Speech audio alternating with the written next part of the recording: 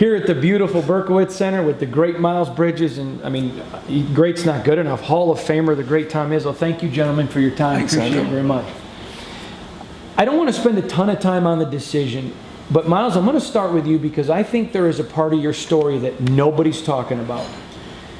I told everybody I thought you were coming back because I'm on the road with you, I'm around you, I talked to you, I knew what your heart was.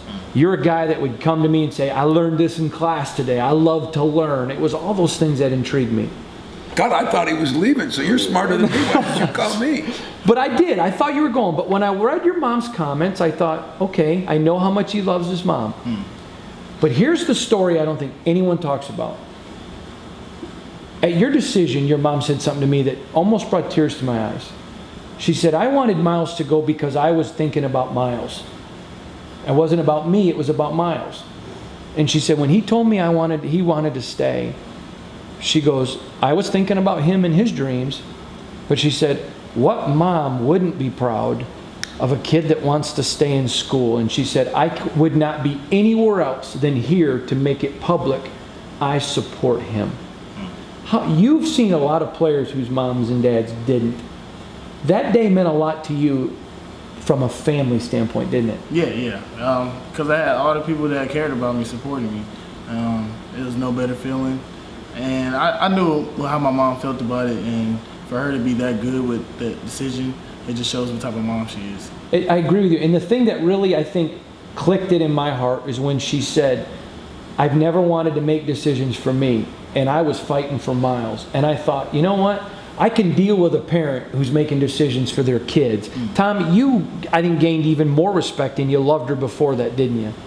Listen, his mom was great, and she was, his mom and sister, are very close, and his dad got involved too, and I think Miles just wanted to make sure that they understood why he wanted to do it. It was. He's a unique kid. I mean, I say that to all you guys all the time. I don't like talking nice in front of him because then he'll think I'm getting soft. But he really is a unique kid. I mean, he's got dreams, he's got goals. But what changed my opinion of the whole thing was when he said he just wants to make sure he's ready when he can go. That means his standards are higher than mine. Because in my humble opinion, yeah, he could have been ready to go as much as any other kid. He wants to be ready to go and get there and perform, not be like half these guys are in the D League and all these other things, and he's got enough faith in himself. I can get better if I do my job, continue my education, have some fun, because once you take that next step, it's a good job, but it's a job. And I think that's what him and I talked about a lot of nights. Miles, I was speaking at a Michigan State alumni function recently, and I told a story about you that I've never told Tom, about that night at the Palestra. And you were frustrated with that loss and everything else. And you said to me, I just want to watch the film and move on, and I got to get back to school because I don't want a loss in the court to hurt me in the classroom. And I remember looking at you and I go, you're a different kid, Miles. And you remember you laughed at me and went on. When you hear your star player saying, I can't let a loss in the court affect me in the classroom, Tom, you don't hear that. I don't know if I totally believe that now. Well, he he's did. a good student, and he's done well in school, but, what Miles does is he takes care of his business, and that's really what I ask of a guy, Basketball is the most important thing in the world to him. And you know what? When I was in college, I was a decent student. I, took care of business. Basketball meant more to me than school. That's normal. That's human. And I appreciate about him is he walks the talk. He takes care of his business. Could he be even a little better student? Probably. But he takes care of his business. As a player, he takes care of his business. He's in here watching film. He's in here studying. And as I said to a couple of my assistants yesterday, with this new group coming in, Tom had a great line. He said, Miles set the standard here for how you handle expectations and everything. I was the guy talking about him leaving. You never heard it out of his mouth. You never heard him worry about the NBA. He just worries about taking care of his business and knows it'll all That's self-confidence. That's what his mother, I think, was proud of him when she said, you know, he made his own decision. You know what? That's kind of what you teach your kids, you know. I'm not sure I'd let mine do that yet, right. you know. She had enough faith in him, and he had enough faith in her, you know. And she wanted him to go, but it wasn't because she. But it wasn't because she wanted a new college. car or pool or hated you at all. No. She was looking out for what everybody tells her goes on. Yep. Right? And I thought it was awesome. I was so impressed with your mom. He's been, you know, he handles that well. There's so many funny stories about those 3 weeks, but the bottom line is he made a decision. I called him on the Saturday night of the 23rd, which was the last day you could put in. You remember that? I called him. I said, "You sure now? You know, you got." Then I'm watching him at my house 2 nights ago, watching the NBA Finals. And I'm watching him, and then all of a sudden something came on for the draft. And I'm saying to myself, I wonder if Miles is ever second guessing everything. And I said, you know, you good with all this stuff, you know? And yeah, you know, he's better than I was at his age, that he's made a decision. Now he's going to move forward.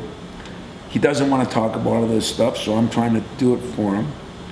He just wants to be a basketball player, a student, and a college kid. Mm-hmm. And he knows there's enough confidence, and I have enough confidence in him. I know where that's going to lead him personally in his life. I think he wants to take care of some team things, some personal things, and those are the things we talked about during the whole time. I want to dig in on a personal side because there's something fans don't know about you, and I'm going to be honest, it's the media's fault. I'm pointing the mirror at me because we I like that. Well, we do, but we talk about the athlete, and you're a freak. You're a freak. There's things that you do that, quite frankly, I've just not seen done. Even Magic told me that. But I want to talk about you off the court. You're somebody that faith is very important to you. You're constantly going to team Bible studies. Your faith, your personal relationship with Christ is critical to you.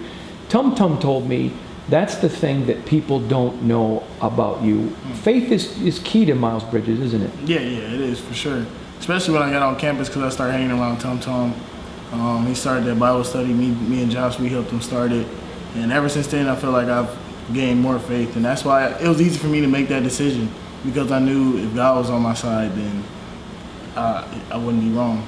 If you take 1,000 students on any campus, you're going to have 5-10% that are not good kids. So, or whatever, I don't know the number, but whatever that number would be established, if you take 1,000 student athletes, that's going to be the same number. Because that's society, it's a human. But the thing is, that's why I think we got to tell more of the stories because unfortunately in the media, because it gets hyped, we hear about the 5%.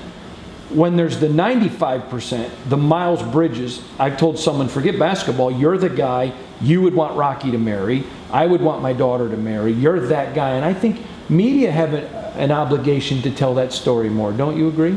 Yeah, for sure. Sometimes I think it goes underrated because, I mean, without God, we wouldn't be anything. This is my opinion. Right. But I feel like that does go underrated in the media. What do you think of the Big Ten talking about a 20-game schedule? I like it. Quite frankly, I know you probably wouldn't. I want a round robin so we don't worry about schedules anymore. But what do you think of 20 games? Well, unfortunately, 20 won't get us to the round robin. It gets us closer to it. But I'm in agreement, you know. I mean, he came here to play in the best games he could play in. I mean, the real competitors, that's what they want to do. It's hard for coaches to do that sometimes because their jobs are always on the line. I don't know why. Never worried about it, never believed. We've had more losses than most teams that get the Final Fours. Mm-hmm. I think it's because we play tougher schedules than most teams. Yeah. And adding a couple more conference games, better games, he'd rather play in all the good games. In fact, last year, the ironic part about his averages and that, we played like 6 games against what I would call a lower level than maybe the BCS level. He didn't play in any of them. That's where guys usually get to make up for pad the stats. He didn't play in any of them. And he played in all the big games, you know, and that's what separated him. You know, his 16, 17 points that might have been able to be 20.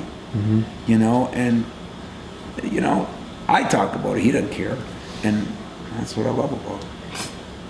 I think one of the most interesting storylines of this team is everyone knows about Jaron and Xavier, and I'm going to ask you about them in a minute. But Ben Carter, this is a guy that I don't think a lot of people are talking about, but I think is going to be able to contribute to this team. Now, you get to be around him. Yeah. How is Ben Carter going to make you better this year? Because he's experienced. He's a veteran. He's been in college for 6 years now. Like I said, he got a lot of experience. He's going to keep everybody in line. He knows how to win too. I mean, he's come from programs that struggled before, but he knows how to win. Ben Carter impressed me last year. No one knew if he was going to get to play. And I said to him, how hard has it been to sit here? And he goes, any basketball player wants to play. He said, but I've had a front row seat to a Hall of Fame coach, to a Miles Bridges, Langford, Tum. He said, I'm better for being a Spartan. Well, you know what? You know what really, and I think Miles would agree with this. Ben didn't come till August, Yep. but he just kind of fit in, didn't he? Yeah, he did. You know, and I don't know how much he was going to play then, and it's even could be worse now because we don't know what the knee injury will be. But the reason I fought to get his 6th year, I like having been around. Yeah. You know, as he said, he's got a lot of experience, some of it negative experience. He's lost some places, he's gone through some tough times. That's okay, because we're going to have some valley in there somewhere this year. Maybe he can help get us through it. I thought when he was on the bench, he was a great teammate. Yeah, I don't know if I could do that, not playing when I wanted to play. Yeah. So I think his value is just what Miles said, his experience, the fact that he appreciates. He's been to some programs, have some rough things. One program, 3 coaches in about a 2-month period, you know. And he fit in here almost day one, you know. And I don't even get to know as a player, Honda, because he got hurt in the first practice. But as a person, he fit in here. And I think these guys all like him. I like him. And hopefully Ben will be able to play because it would be what's right for Ben. And basketball. And basketball. He's another one of those kids that you hear about the 5%, that he's one of the good ones.